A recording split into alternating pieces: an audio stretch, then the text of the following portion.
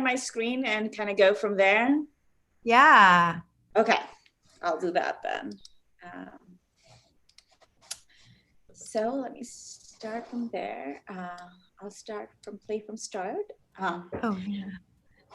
Hello, thank you, Lori, for giving me the opportunity and space to talk about the work. I'm excited to be with you guys here tonight, and share work with you. I have to say, I've been kind of the work that I'm doing in my head, it's shifting, like how I think about it, how I talk about it, how I look about it. So I'm sort of in that middle space of where I'm not actually completely sure anymore what I say or think about it. So kind of bear with me a little bit. I have sort of started off sort of linearly to just kind of give you some images, show you some things. Oh, doesn't want to move. Okay. To kind of just show you some earlier images to kind of showcase, just to kind of give you a little bit background about the work. And then I'll focus on my two current series, not Kitchen Gods, Buttons for Eyes and Devara. So this is one of my earliest image that I made, which was made in 2011, where I really kind of understood that what I was doing was innately important. And I don't know to anybody else, but to me, I'm not sure who it was important to besides me, but it was really essential and important to me. And I knew that I was doing something that I had been desperate to do since I had come here at age 18 to kind of to go to school here, but also to become a student of art and really talk about some of the big events that had sort of happened in my life. And the struggle was really impressively insane, like in sense of like, it took me about 10 years or so to try to figure out how to actually talk about the work I wanted to talk about. I really couldn't quite figure out how to articulate certain things. So I'll just give you a little bit background about me and the work I'm doing, and then kind of talk about sort of big ideas that are in the work. So I came here at age 18, not by any desire to want to come to the States, but sort of events in life that kind of complicated things and made my coming here sort of a necessity. And the thing was, both my parents passed away when I was 15. My mother had breast cancer, and then my father had a massive heart attack 6 months later. And as you can imagine, it was a pretty tumultuous time in my life and my sibling's life, who was 2 years older than me and who's still in India. And we kind of like fumbled through life and kind of trying to figure out what we wanted to do and what we wanted to be. And my sister did really well for whatever reason. Like she could kind of find a gripping in life and kind of hone her own identity in there. And I flailed miserably. It was really I was one of those teens that was sort of really problematic, and so they didn't quite know what to do with me. And I had an aunt, my mom's sister, in the United States, and the best thing they could think about me was to kind of pack me up and ship me off, and hopefully like a new environment and a new space would mean that I would better myself in some ways. And even I, at that point at 18, after 3 years of really being kind of not knowing what to do, I decided that was it. Okay, I'll go and figure out what I want to do there.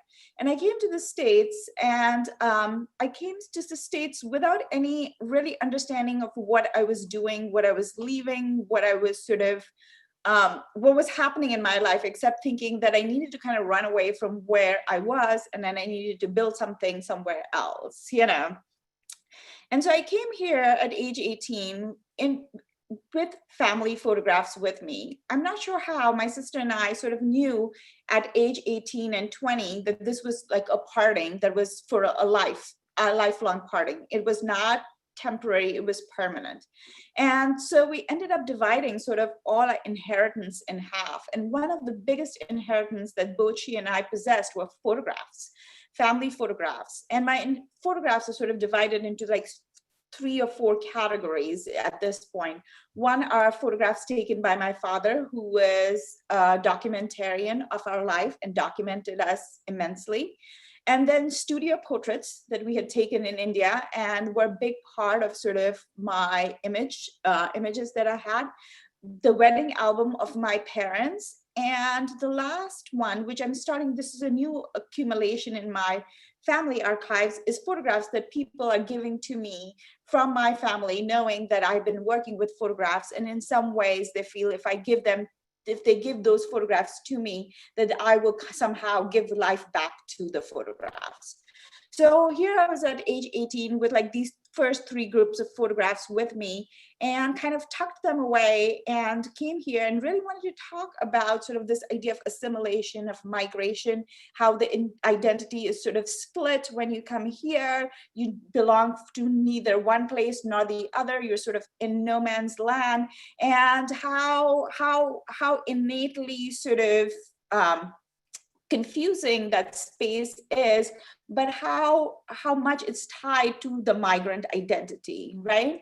And I tried doing this work forever. I tried it in undergrad, I tried in grad school, I tried it coming out of grad school, and nothing worked. Like I couldn't figure out how to articulate things that were in my mind and in my heart. And one of the turning points in my career was going to Center for Photography at Woodstock up in New York, and then coming up in Woodstock and coming down to New York and seeing a show at the CPI Gallery, and it was hand-painted Indian photographs. And for the first time realizing that, first of all, I was looking at something that I was familiar with. Like I didn't have to look at work and like really figure out how it connected to me, or how I was represented in it, or how things were articulated. Was I part of this? None of those conversations that I've always had with work, sort of, it just wasn't present. I was looking at work and I just consumed it, and it just was like sort of like a breath of fresh air. And it was basically because in undergrad and grad school, I wasn't looking at artists of color, no work by artists of color. I went through schooling looking at really kind of the Western canon and really trying to find my way in it, and realizing that I didn't quite belong there, and not quite sure how, why, or not, just knowing that the work that I was making was kind of running tangential and parallel, but never quite, kind of coming together. And so this work that I was seeing in New York, seeing these family photographs made in Indian studio, hand painted by an artist who was probably a craftsman and not an image maker of any sort, suddenly in this gallery and kind of put on a pedestal as art, was such a big revelation to me. And so I started making this work called Color Falls Down. And this is one of the pieces where I knew instantly that what I was doing, what I wanted to articulate, I was articulating. So I'll just talk about this piece, and then I'll talk overarchingly about other work. So the first piece that you see here is my parents, my sister and I. This is a picture taken in a studio in India. And then you can see I'm obscuring my parents here. Then the next picture is a self-portrait, and you can see the obscuring that's happening here is also happening on my mouth. And then the third image that you see here is a sheet from the album with all the pictures taken out. And just kind of really quickly talking about sort of the intent of the work. One of the things that, as a teenager that we were sort of doing to kind of figure out where we needed to be in life and where we could live and all this, is we were sort of moving around quite a bit, my sister and I, sort of moving from a household, moving from a city, trying to kind of figure out where we could land and where we could stay. And eventually we ended up living with my aunt in India. But kind of long story short, every time I would go somewhere, I would create a new identity for me. Every time they would ask me where your parents were, I would come up with a story like, oh, they went to the store, or they live in America, or they live, they're gonna come tomorrow, they're not here. And I would just make up stories and not even try to keep track of them. I just make up stories. And my sister, being the very pragmatic person she was. Just like when they would ask her, like, oh, are your parents living in America? And she'd be like, no, they died. So it was really kind of interesting how sort of kind of I was confusing not only my life, but her life too, simultaneously. So this work is sort of about this idea of sort of keeping a secret, kind of holding that information, not being able to speak it about certain losses. I think you're right. And kind of, you know, curtailing that information, because every time I spoke it, I had to kind of relive something. And so this is the first time in my work I felt like the intent that I had was coming visually clear. And not necessarily that you needed to know the story that was behind it, but it was clear to me visually I could articulate something that had multiple layers attached to it. And if you were willing to sit down and sort of kind of really comb through it, that you could kind of see narratives come together and play together. So I'll just go through through the images. This is the earlier body of work, Color Falls Down. And just kind of go through them and start talking about other things that are part of my work. One of the big things that has been sort of part of my work has been looking at and thinking about images that I have inherited. And one of the images that I've inherited is this image. This is an image made by my father. As I mentioned, he was a prolific image maker for a certain period in our life, which I find fascinating. I'm kind of interested in the notion of an archive and what it means to have an archive, especially an archive that's curated and created by your father. And also what it means to have a gap in that archive. You know, at what point does he stop photographing us and what happens, you know? But this is an image made by him, and the cutting that you're seeing in here is actually done by my mother. She would cut her face out of the family photographs and then slide them back into the family album as if nothing had happened, you know, and that these images could again survive as the way that was meant to survive, as like these mundane sort of images of sort of us, right? But the image becomes something else. It becomes lethal in a way, and it becomes volatile, and it's no longer this sort of, you know, mundane family photograph. It's wrought with all these other information and anxieties. And people always ask me, why did she cut herself out of these images?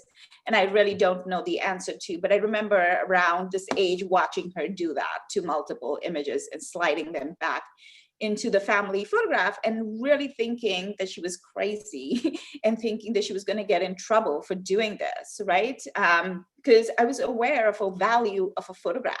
So if you can imagine that my father is in India making these images on chrome, on chrome film. So like every image he's making, the exposure has to be perfect. So every time an image is made, it's like, it's an event, it's a performance that's happening, you know, and we are the actors always in it, because we are the ones that are being documented. In fact, I always talk about, I didn't want to be a photographer because I felt like being a photographer meant like, you know, putting through somebody through a rigmarole that I never wanted to be a part of. I always felt being photographed by my father was my punishment, right?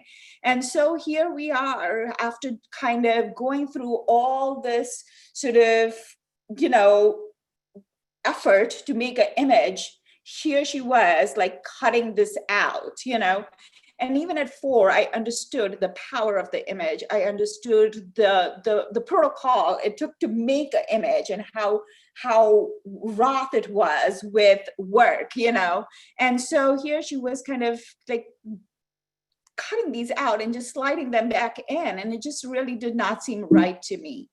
But what's fascinating to me is two things, which is that I never thought I would be a photographer because of my father and the image making process, and that I am an image maker. And not only am I an image maker, I'm working with the archive that he is the creator of, right? So for me, that's a really kind of interesting irony that's kind of in play. These are images from kitchen gods that are in play. I've also started inheriting photographs at this point. Every time I go to India, people give me images. And I think the way they think of me is a caretaker. or somebody who works with photographs. And so for them, it's a burden to have these images of their past ones, of their loved ones. They are no longer present. They don't know what to do with them. These images live in a box, and they feel like some obligation to them that they can't fulfill. And so every time I go to India, they're like, somebody will slides me an image and be like, oh, your dad's in there. And it's probably like a little speck of him, like somewhere in there. Or like, this is sort of, I have this for you, take it. And for them, it's sort of like an unburdening that happens. And for me, you know, as somebody who's sort of interested in not just family photographs, but the idea of photography, the idea of documentation, this idea of artifact, I'm really excited to have them. So this is my aunt, my mother's brother's wife.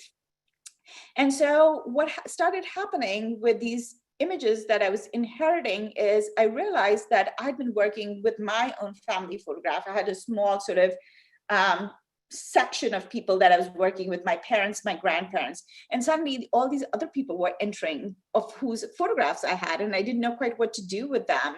I didn't know how to kind of think about them, but I was aware that these photographs, if I took them and I put them in the box, were never going to see the light of the day. And I wanted to give them the value that they had. They were wanted, they were loved, they were coveted, they were desired, they were made to be shown, right? And so in some ways, I kind of wanted them to be seen again, but I wanted them to have a presence that was desired in the first time round. And nobody would desire them this way that the person who was being photographed desired them. So I started working on top of them, started kind of creating these patterns on them. So they become like little objects. They illuminate when light comes through. They're little holes that I'm putting in them, but they're patterns. And kind of seeing if I could get them to the point of being an object of desire again. So this is, so all these works that I'm showing you are sort of segments of my archive. And this is the wedding album that I have. And in here, at this point, I've been working with my archive for, you know, about 10 years or so. And I was still kind of fascinated by the images. And I was kind of trying to figure out, what does it mean to work with something for so long? And what is my relationship to it? When I started out, my intent was to create a relationship with the people in the photograph. And at some point I realized that my relationship with the archive was longer than the relationship I had with the people in the photograph. And so it was really kind of an interesting kind of, you know, thing to think about, that was I still interested in the people? Yes, I was, but I was also interested in the fact that this was an artifact, and what does it mean to photograph something? What does a photograph do? What does a photograph create? And what does an artifact do? And so here I am working with the you know, family photograph of my parents getting married, but here it's not about them, but this idea of photography and how photography sort of has this innate ability to like photograph gestures or something that makes us innately go, oh my God, that's me in the photograph, or oh my God, that's that. So it's innate ability to present something that's factual and yet be a representation is really fascinating to me. So I'll start with this series, Buttons for Eyes, which I'm going to focus on today. So as I mentioned, I've been working with the archive. When I started working and thinking about the archive, I wanted to work with the images that my father had made. And really, truly, I don't think I understood why I wanted to do that, but I kept on like circumventing them. I kept on working with the images that I had that were from Indian studio portraits. Then I made images from the wedding albums that he hadn't photographed. Then I made a body of work with images I'd inherited. So I kept on thinking, oh, you know, this is my archive. I'm going to work with the images that he has made. And I kind of never did, you know, and I was just trying to figure out, like, why not? Like, and I couldn't quite figure out, I couldn't quite nail it. And I think I'm starting to understand now, and I'm not absolutely sure if I can articulate it completely. But just to kind of tell you what you're seeing is, this is me and my mother and my sister here. It's my first birthday. In India, first birthdays are huge. And my father was a French pastry chef, so cakes were big in our house, you know. So this is like this beautiful ornate like cake that that is coming. And you know, this is India in 1976, you know, nobody had cakes in the house. Nobody had ovens in their house, you know. So cake was a big event, you know. But I think what's happening with this body of work and finally starting to work with images that he's been creating is I'm realizing what this is my apology to him. I lost my parents pretty young, and I had a very tumultuous relationship with my father just because not necessarily that there was anything going awry, but there was so many things going awry in our life. My mother had cancer when I was 12 years old. My father was bankrupt at that point. He had this amazing career. And right at the end, when we needed money for treatments and stuff, we had no money, you know? And so I'm looking at him through the lens of my mother and kind of really seeing him as a husband that's not providing, right? And a husband who's not at home because he's traveling everywhere trying to figure out a job. He's a French pastry chef in India. So it's not like, you know, it's like an officer somewhere or something. Like there's very, very small, minute job vocations for him. So he's traveling all over India, wherever he can to get positions.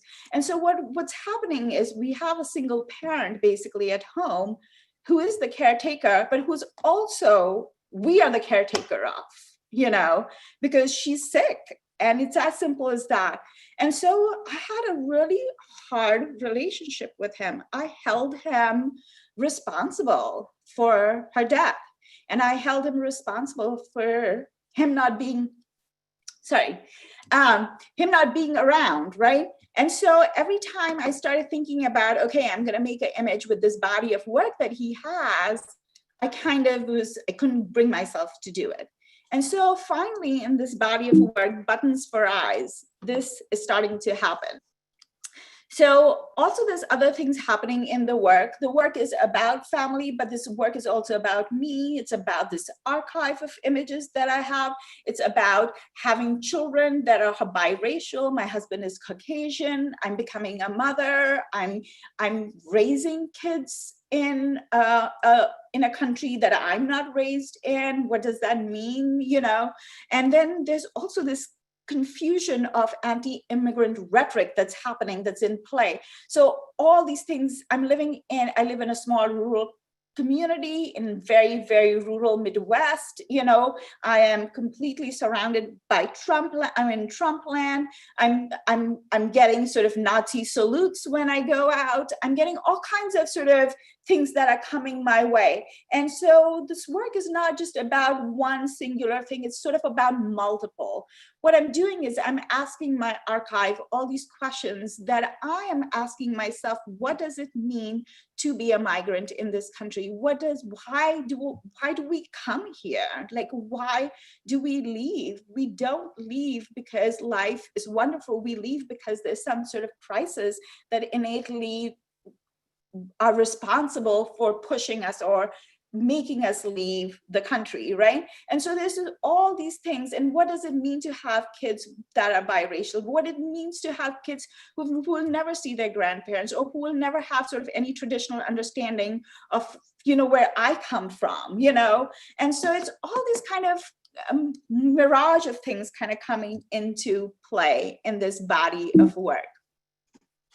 And so I'm slowly starting to kind of really think about also like taking his images, that images my father's making, and kind of really thinking about how do I work with them. You will also see, I'll talk a little bit about my material choices and sort of how I work with these images. When I'm working with these photographs, I'm really kind of aware that these photographs, even though I claim to be the caretaker, I claim to be the person who is in charge of them, for better word. I'm sort of aware as an image maker that they are not really mine. I'm not the image maker here. They belong to somebody else. They come with their own sort of identity. They come with their own sort of narration. They come with their own sort of marking. And if I want them to talk about conversations that I want to have, I have to kind of let go or undo some of the markings that they have, or let go of some of the sort of other sort of fingerprints that are impressed in them. And how do I do that? How do I, recontextualize them so that the conversations that we have or I have with them are mine and mine innately? And so the obscuring comes in a way from there, but the obscuring is also coming from watching my mother cut the faces out of the photographs. Her obscuring or her cutting out is very violent, it's very volatile. For me, it's also in a way of sort of laying it's much more gentler. People have told me they don't necessarily always see this as gentle, because I am obscuring, and obscuring in some ways is volatile in ways, but I don't think of it as volatile. I think of it as very gentle. I'm using material that are very soft, very malleable. This is flour. My father was a French pastry chef. Flour was something that was always in our house. And I'm taking flour and I'm literally putting them directly onto the photographs and obscuring with that. Flour is also really kind of wonderful. It takes in all kinds of textures and informations I put on it, and kind of allows me to imprint material in it that is not its own, right? And so it becomes this vehicle of sort of putting patterns on, and patterns is sort of something that's innate part of my work. It's a way of talking about sort of culture and identity in a way, but also of sort of ornamentation, and obscuring through that ornamentation. But also the reason I think of it as not volatile, because I'm not really in any way impinging the photographs. The patterns are made on top, I photograph them, and at the end of the day, when the photograph is made, I can wipe the pattern clean. And then the photograph goes back to being its own identity. And so I think of these as little performances that happen between the photograph and me, and the people in the photograph and me. And where we have conversations, and I, as an image maker, just kind of shift the conversation slightly to the space or to the place I want to go, And so it becomes like this little performance between the two of us, or between whoever is in the photographs, and this little intervention. And then that once that intervention is sort of documented, then the work, then the photograph comes back to its own identity, and something else is created in between. This is my daughter coming into play. I love talking about this image because, it's really funny, because when I'm photographing my kids, I'm quite aware there's like voice in my head, which is this like 5 or 6 year old voice that's my own voice saying, I don't want to be in front of the camera. I don't want to be in front of the camera, right? And like being aware that I'm stepping in my own father's shoes and asking the same sort of ask that he had, which is, I want to make a good image, and you are part of it, and will you help me? And so I'm making this image with her, and I made it the first time round. I'm a studio photographer. I don't photograph outside my house. So there's a lot of images that I make over and over again, because in some ways when I make something, it's not quite right, or it's made, it has another sort of way of happening in my head. And I made this image with her, and I had her laying on a leather ottoman, so she didn't have the sheet underneath her. And I'm thinking and looking at it and thinking, it's not right. What could I do? And so I redid this and had her lay on there. And I remember her saying to me very clearly, didn't we already do this? Like, why are we doing this again? And I remember just telling her, because the first time round, it didn't work. Like, I did this, but I have to redo it. And so it's also like this humbleness that comes into play with this image making that I'm aware of, that I know I'm wrong when I'm making the images. I know I'm not on point, but I need to make it and I need to live with it for a while to figure out what is right and what is wrong. So even though I have all these intentions in mind when I'm looking at things, eventually and innately at the bottom line, I'm an image maker. I'm really curious about how a visual image is made. I'm not content with just sort of innately talking. It talks about the idea, but it's not visually succinct, and so there's a really interesting sort of this thing of bearing, like having an intent, but that intent has to have a beautiful visual representation that goes with it, or in my head, a beautiful representation that goes with it. Just talking about the idea of a studio, all these are made in my house. I photograph in my house, which we just found out is a 110-year-old bungalow that we live in. And the glass through which the light comes in is a 110-year-old glass. We just had a surveyor come through because they're documenting our neighborhood and told us how old the house is. And so it's really interesting to think about like the light that comes into play. All my work has natural light in it. Light is a big part of this image making. As a photographer, light is very important, but also these interventions that I do, they're kind of flat without the light in there. But I also am aware of how much control I exert when I make these images. I'm really completely creating them. I'm creating a composition in which they sit, I'm controlling them to such innate degree that I feel like I have to let go of some certain control. So even though they're created in the studio, I never shoot with studio light because I'm sort of wanting to, in some ways, be surprised by my own creation, and natural light does that. And also living in the Midwest means that sometimes I make these and they sit forever because we're gray days for days on end, right? And so I'm just kind of gazing at them, or I run around the house with them in my hand, looking at where the light is kind of perfect, right? And so with the changing weathers, with the changing days, like the light shifting throughout the house. So, they sit for a long time before they are made into any kind of image or any kind of things in play. And so flower comes back into my work again and again. Like I mentioned, I work in my house. So anything that's kind of in my house becomes kosher for play. I remember going to the grocery store with my son and we're buying like a bouquet of flowers and bringing it home and him asking me like, are they for looking at or for making art? And I was just like, kid, I have no clue. It could go either way. And so, so every material that you're seeing is sort of very domestic, very humble, sort of very grounded in my everyday practice, in my everyday living, and kind of coming into play that way. This is sort of a puzzle piece, the back of a puzzle piece that my son Kavi was playing with, and he's the one who actually moved it back and forth. And I remember watching him and thinking, oh my God, that's brilliant, and photographing it. So this notion of sort of also observing the new generation and sort of watching them play and how those things come into being. And this is the last image in this series, and this is a letter that I wrote to my father. My sister and I both wrote this letter. So this side is mine and this side is my sister. So I was the first one to write, and I think I'm about 7 or 8 years old, and I'm trying to write in English because I'm starting an English school. And very quickly realized that I can't hack it, that I have to kind of go back to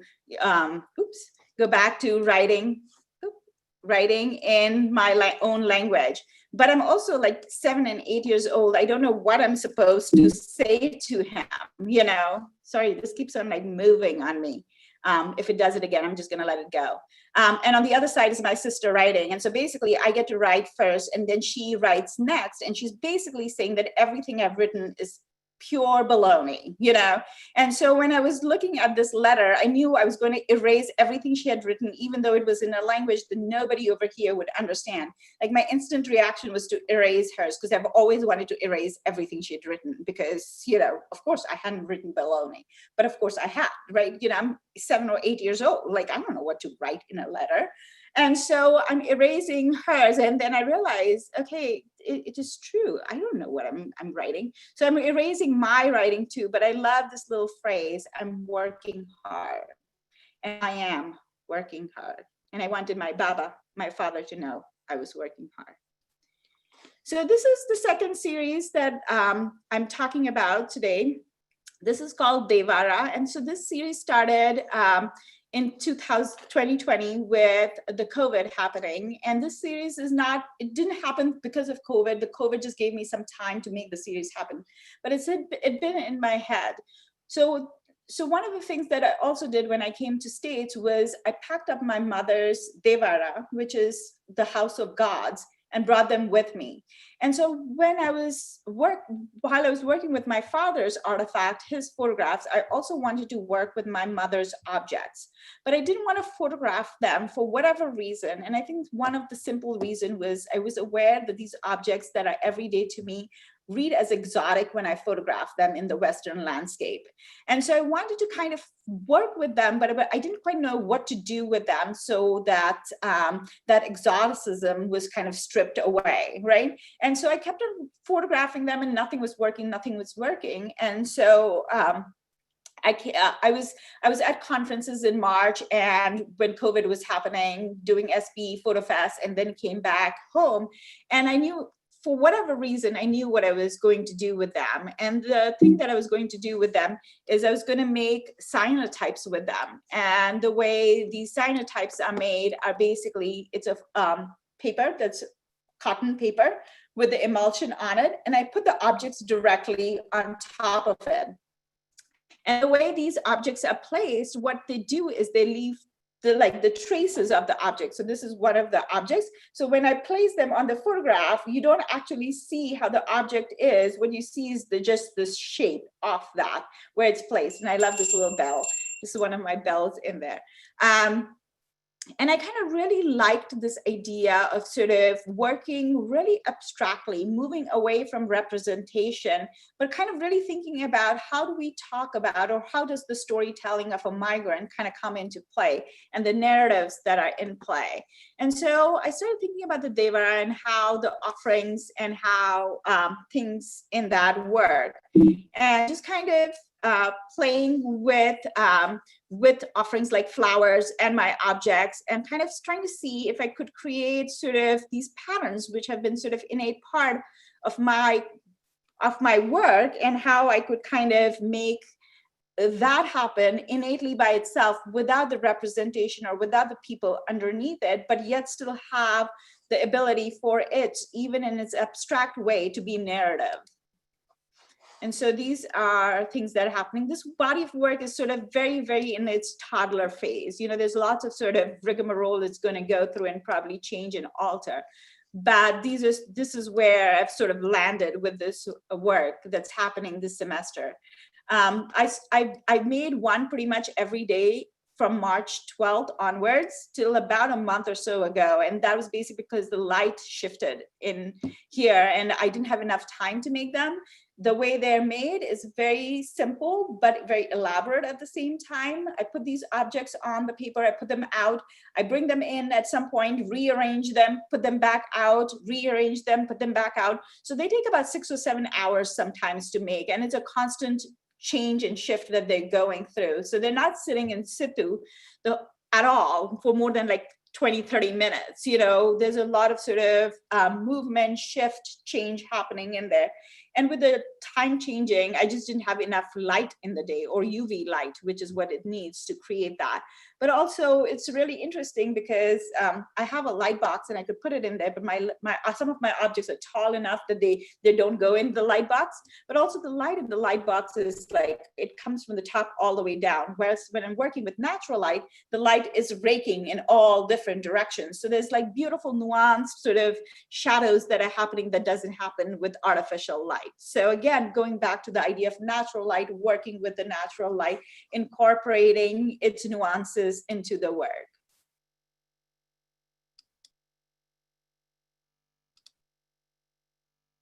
And I think the next slide is sort of my last slide from here. So I think I've hit my 40-minute mark. This is the last image I have in here. And so if you guys have any questions, I'm open to them. Wow, those are really beautiful. Just real quick, please put your questions in chat or break in like I just did. Is that many panels of images, that last one? That was just a series of panels? Yeah, so this is, it's going to be 20 panels basically, and they're 18 by 24. So I want it to be like an immersion that happens when you walk into a room or space. It's going to be completely covered with these, with this pattern. And I break the pattern, so it's not, it looks repetitive, but it's actually not, it's a broken pattern. But yeah, I'm sort of hoping, sort of like when you're looking at an Agnes Martin or something, but you're really sort of aware your own sort of thoughts going through your mind while you're looking at these simple lines, which are so complex and complicated in their read, you know? So I'm hoping like those sort of like ability to kind of let go, that we're looking at something, but like really being able to kind of think about something else while we're doing this. Oh, I love that idea. Marie asks, it says, love your work. When it comes to your flower patterns, do you make stencils beforehand or do the patterns come to you spontaneously? No, I make, so every time I love patterns. If you could see me now, you would see my pants are different pattern too. Like I have patterns on patterns on patterns. Sometimes my husband's like, take one out, you know, like a little too much. But patterns is something that it's just embedded in me. This is how I think I grew up, and this is my visual culture, my visual representation. And so, but it's also a way, a vehicle to talk about things. So patterns is something that I'm always collecting. When I go to India, I always bring textiles with me because it's the simplest thing. You can wrap, you know, you can just put it in a suitcase and bring it with you. So I make little motifs of, I pick little motifs up, and then I make patterns in the computer, and then I print them out. Initially, I was actually sitting and hand cutting all the patterns out, and I've gotten a little bit smarter and do laser cuts at this point, you know. So, but the patterns they just happen. I'm not actually thinking about an image and a pattern because I'm constantly making patterns. And so at some point, the image and the pattern come together and they line up, but I'm not thinking about, oh, I have this image and I need a pattern on this, so I'm going to do that. It doesn't work that way. They both are happening in their own worlds, and then sometimes their worlds collide, basically. Ginny says, love your works. So many layers. Are the cyanotypes capturing the movement of the objects over time? Yeah, they are. So, so if you look at them really carefully, what I'm also doing is doing and undoing it. So I'll put an object out, it'll have this beautiful shadow, but I bring it in and put something else or move something out again, and then the light has shifted. So what's also happening is the sort of, I'm undoing my own doing, you know? So the shadows are there, but they become like little bits, like little fireflies around, you know, sometimes, because they're not actually complete in any way, or it has shifted, the light has shifted. So now where the shadow was, the light is hitting it differently, and so the shadow underneath gets erased by the sheer fact that it's coming in contact with light again. So it's like really subtle sometimes, so you have to really look at them. Like they're really fun to kind of hold in your hand and to kind of just look through and see kind of traces of things in there. I think of them like archaeological digs, you know, like there's layers and layers of information, things that nobody will ever see because I've basically erased that, or the light has erased it. Betsy doesn't look at, she has a question, but Betsy, feel free to come in. I love your idea of using the flower in your photos. You make them completely yours and are able to convey complex ideas and feelings without hurting the original precious images. So Yeah, thank you. That was sort of one of, so when I'm working with the images that I've inherited recently, even with those images, when I was putting pinprick points in them, it took me a year or 2 years to kind of actually do on one physically. And before I did it on that one, I actually practiced on multiple and finally like got the balls to kind of do it on the actual. And I remember because the way the pattern happens, they're sitting face down and the pattern is on top, and then I'm like putting one hole at a time. And at some point when I was doing that, the pattern on top skewed, like it shifted just a little bit. And I remember thinking, oh my God, like I just destroyed something. Like there's no way for me to like undo what I've done. And my husband was just like, keep going, nobody will notice. And so I just kept going and nobody notices. But what's also interesting is the fact that they're silver gelatin prints, the way they shine because of the silver in them, because I'm hammering literally in them, is really fascinating. And the hammering also makes them more object-like. They don't sit flat anymore. They become like little sculptures, which is kind of fascinating too. So I was able to do that to the images that I had inherited recently, but I would never be able to do that to the actual images that I have of my parents, because I don't have negatives. The prints I have are the objects. I don't have any way of recreating. I can scan and stuff, but we all know that that's a reproduction, and not that the photograph isn't. But I think of it as the artifact. The index, the zero index of images. I have a question about the Bro Studio pictures. That sounds like Yeah, a Louisiana connection. And also I'm wondering about the fact that they're damaged from water. It looks like water damage. yeah. So when we came here at age 18, my sister came with me. We'd come here multiple times. My aunt is based in Louisiana, so we had come to Louisiana quite a bit. But when I came at age 18, like they decided to do pictures of us, to kind of, I guess they knew she was going back. I was staying here. So these pictures were made, and they were made in Bro Studios in Louisiana. And he was fantastic. He was this fantastic image maker. He kept on telling us to smile.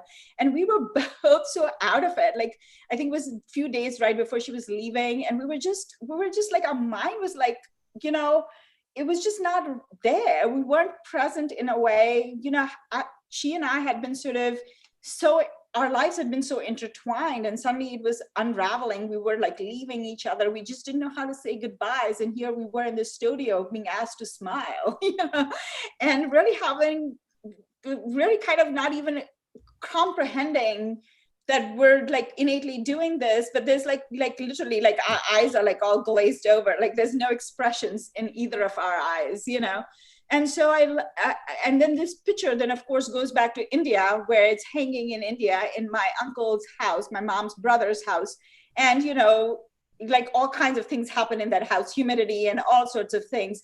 And so when he passes away and when he dies, I inherit this photograph again, So it's like, it's had its own life before it comes back to me, but it's mine to begin with, it was made for me. But the photograph has its own life. And that's what I'm also interested in these images that I've inherited, is the lives that they have lived and the lives that I'm sort of trying to give back to them. And the shifting values. I mean, every space has their own set of, they're valued in different ways and presented in different ways. Yeah, I mean, these are everyday photographs. Nobody's like, like put them in like archival spaces and kept them well. They've all like, they're hanging out on like some kitchen sill where everything can go on them. Everybody's touched them. Somebody's probably licked them at some point, all kinds of things have happened to them because, they weren't, they were precious, but they were also everyday, they were mundane in some ways. And while I'm making the work, I'm sort of raising their mundaneness and making them monumental in some ways, right? And so then suddenly this artifact that I have, or this archive that I have, becomes precious, and it is precious to me because, I don't have anything else. Please chime in, anybody who has a question. I'm just blown away by the explosion and the difference of the cyanotypes, but they feel explosive. They feel like they're lights, and they're lighting up, and I just feel so different in so many ways from your previous work. It's Yeah, exciting. yeah. I think for me, I actually hadn't picked up my camera for a year. I hadn't photographed for a year after Buttons for Eyes. And Buttons for Eyes is still happening, it's not done. But I couldn't quite, and it wasn't that I wasn't trying to make images. I was desperately trying to make images. But every time I would go to the camera or something, like there was just nothing was happening. It just didn't feel right. It felt very forced. And but I was desperate to make work. I had all these ideas in my head and they just weren't coming to fruition, right? And you know, I think I'm a very interesting image maker. I remember in grad school, everybody would be like, Priya, could you work a little faster? And I was just like, oh, I will try. I will desperately try. Because, you know, in grad school, you're like in a time pressure cooker, right? But I never quite got there, right? And so I think for me, ideas sit in my head for years and years and years, and then when I'm ready, I can make them happen pretty quickly. But I can't make them happen till they're like in my head. I figured something out innately about them, that I understand the reason for them to bring them into fruition. And so with the cyanotypes, I think I really kind of wanted to pivot. I wanted to shift from the representation of the archives that were my father's to the objects that they're my mother's, but at the same time not work with them representationally. I really wanted to think about them in abstraction, because they carried with them sort of the religious iconography that I wasn't really prepared to work with. Those were not things that I wanted to necessarily talk about. What I wanted to talk about is that these objects were sort of like you, like the 15 years, 16 years I had with them, you know, every day she would ring the bell at night, you know. So for me it was much more about that memory than the idols themselves. And so I wanted to negate that part about them, kind of erase their identity in some ways, and kind of you know, disguise them in some ways, so that that we weren't talking about religion, or that wasn't coming into play, but something else was. But I do think of them as little prayers, but you should hear me when I'm making them cussing like a sailor, because, you know, I'm putting them, I work on this table here, I'm putting all these objects on them and I'm carrying them out. They get pretty heavy, you know, with all the stuff I'm doing. And, you know, I'm trying to navigate all the doors, because sometimes I have like, I'm also like putting objects on them so that I don't erase something I've done here. So it's not just objects, they're like, you know, like little black papers on them so that they don't obscure things that are underneath it. So it's like a gangly thing I'm taking out. It's not like this pretty thing. And I'm usually yelling, somebody open the door, you know, or like, you know, like desperate, or like kind of pivoting them, like, you know, and if somebody's in my way, totally cursing them out to get out of my way. And so there's like nothing like prayer like, or like, you know, anything while I'm making these, you know. And my stack of the ones that don't work is like this high, and the stack of ones that do work is like this big. So so you know, so there's a lot of sort of in between, like why won't you do what I want you to do, things happening in there. But I do think of them as little meditations, little prayers, asking for forgiveness, asking for welcome kind of things. And especially in the COVID world, where we're sort of so insular and sort of so disconnected from each other, like little things that I could send out in the world and hope that, you know, send little hope or little prayers to it. Nick writes, how do you make peace with artist fatigue, making peace with not making work for a little while? Going through that right now, haha, with COVID and being POC. I think many of us were shaking our heads about, you know, that as well. Yeah, I think for me to not make work is anxiety producing, frankly. I'm sure all of us are feeling that in some ways, right? The studio practice that I have allows for me to create work constantly in some ways, so that's good. But I also have, even when I'm at home, I'm always playing with something or the other, and that doesn't necessarily translate in an image that happens. It just means that I'm constantly at work hoping something strikes my fancy, triggers something, and then I make an image. So I feel like I'm constantly at work, just the way all of us probably are. Even though we're not making work, we're still like reading, seeing, looking at work. And I feel that that is an image making process that is happening. And when the time is right, it will come to fruition in some way or not. It will then it will happen, and it will be like blah, or it'll be like amazing, but it'll be done and we move on into something else. But I think for me, the need to create, or to be in the presence of creation, or to see creation in some form or the shape or the other, is necessary. And it doesn't have to be me doing it. I love listening to other people, looking at other people's work.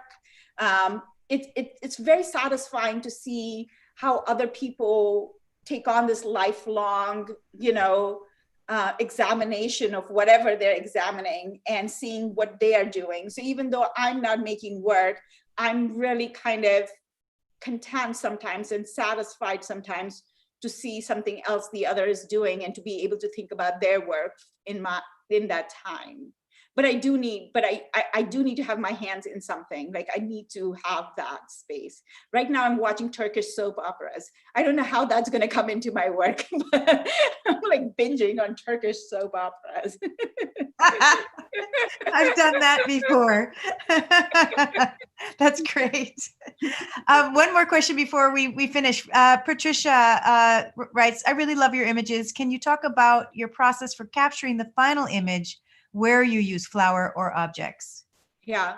So I'm actually working on the actual artifact. So, my images are like this small. They're not big at all. They're like supposed to be kind of passport size, most of them.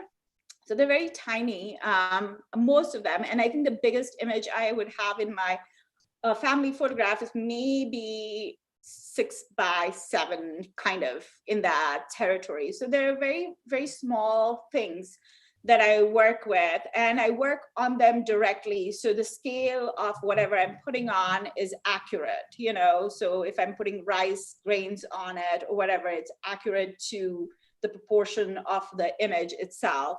And I work with it directly, and you won't know, means I work on it for hours and hours and days just to create sometimes. And, that's one of the things that I've kind of had to deal with, is this idea of perfection. I am a perfectionist. I want it to look beautiful when I make these patterns. So you don't know how many times I've erased a pattern trying to make it, and hoping that I could go back to the first one that I did on there, right? And at some point, my husband was like, nobody's going to understand that these are made by hand if you're going to drive yourself crazy. So now I'm trying to figure out, how do I keep that balance of like perfect yet raw, so that, which is even more crazier. It's like driving myself even more insane. But I'm really trying to kind of articulate something on there that it feels like this like beautiful ornamentation, beautiful, but it also engages with the print underneath it. And so I work on it, and then I just kind of take it around my house and look at it in different lights. And it sits on my kitchen counter for like months sometimes, and it's flowers. So sometimes it falls apart before I even photograph it. My kids have never done anything random with my work. Anything that's been destroyed is been by me. In fact, I had my daughters, when we could have friends over, my daughter's friend had come over and had all these like things on the kitchen counter. We never eat on a kitchen counter or a dining room table, by the way, because everything is covered in art by me. But she came in and she was like, do not touch that. Do not touch this. It's just like, okay. And so they sit around my house till the right light happens. And sometimes I photograph them in like 10 different lights before I feel it's right.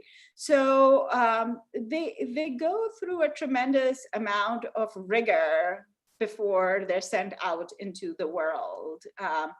I also am like this crazy apple lady now, because if I have to go outside, like right on my threshold of my house to photograph, because the light is beautiful there, with flower, I have to look at how fast the wind is outside, because if it's too windy, it just goes and it's like, that's it. I'm starting from zero. So it's like simple things like that I'm looking at, but I'm also I'm charting time in my house where the light comes in from, with the seasonal shifts, how it changes. And like I mentioned, I think some of my work, I don't know how the makeup of my work would have been if I didn't live in this 110-year-old house for more than 15, 16 years. The house itself is an integral part of the creative process, because the light that comes from this glass is this beautiful, beautiful, warm light that I can't even, I don't know how to live without anymore, I was thinking about that as you were showing that last bit of work. It's like the house is so much part of what's happening. It's really amazing. Yeah, and go ahead. I was just gonna say, house is something that I've been thinking about. Like, house is not necessarily in play in the work itself, like you don't see the physical house, but the house is totally in play in creating the work, because it's made in the house and the light in the house, and how the house is sort of an anchor for everything. It means I talked about sort of migrating, moving constantly, and sort of not having a home. And so this idea of home is really essential in the work also. Well, I think that's all the time we have. It's 8:04. Thank you so much, Priya. This was really, really a lot of fun to hear you talk about the work. It was great to see everything from the beginning, and congratulations on your new cyanotypes. Thank you. Fantastic. Thank you, everybody, for coming. We won't have a talk next week, but we'll see you on December 3rd for Holly Linton. Looking forward to that. Please come back for that, and have a good night and a very safe holiday.